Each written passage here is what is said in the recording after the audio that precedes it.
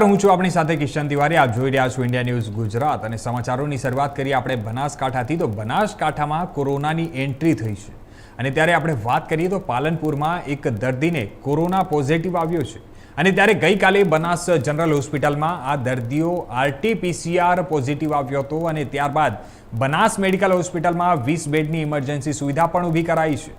જણાવી દઈએ કે ગુજરાતમાં કોરોનાની એન્ટ્રી બાદ બનાસકાંઠામાં પણ હવે કોરોનાની એન્ટ્રી થઈ ગઈ છે અને જેમાં એક દર્દીને બનાસ જનરલ હોસ્પિટલમાં RT-PCR કરવામાં આવ્યો હતો અને મહત્વની વાત એ છે કે જે પોઝિટિવ આવ્યો હતો અને ત્યારબાદ આ બનાસ જનરલ હોસ્પિટલ તંત્રે હોસ્પિટલમાં 20 બેડની ઓક્સિજનની સુવિધા સાથે વેન્ટિલેટરની પણ સુવિધા ઉપલબ્ધ કરી છે અને એટલે કે આગામી સમયમાં જો સંક્રમણ ફેલાય તો તાત્કાલિક હોસ્પિટલમાં સારવાર મળી શકે।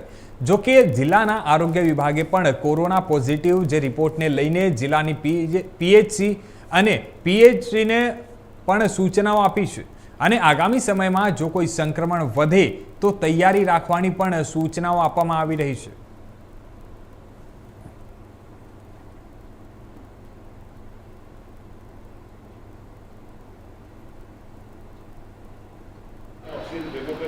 ગઈકાલે એક પેશન્ટનો RT-PCR રિપોર્ટ જે છે એ પોઝિટિવ આવ્યો છે। એ પેશન્ટ અહીંયા તો ઇન્ડોર થયો નથી, પણ એના કારણે અમે આજે એનો એક વોર્ડ તૈયાર કરી દીધો છે 20 બેડનો। બીજો પણ 20 બેડનો જરૂર પડશે તો ફટાફટ તૈયાર કરી દઈશું અને એમાં વેન્ટિલેટર, મોનિટર એ તમામ રીતે સુસજ્જ છે અને તમામ બેડ સેન્ટ્રલ ઓક્સિજન લાઇનથી પણ કનેક્ટ છે। બનાસ જનરલ હોસ્પિટલ છે એમાં ઓક્સિજન પૂરતો છે, 800 બેડ ઓક્સિજન સેન્ટ્રલ લાઇન સાથે કનેક્ટેડ છે। અમારી પાસે વેન્ટિલેટર પણ પૂરતા છે, ડૉક્ટર સ્ટાફ પૂરતો છે, નર્સિંગ સ્ટાફ અને સપોર્ટિંગ સ્ટાફ પણ પૂરતો છે અને મેડિસિન પણ પૂરતી છે।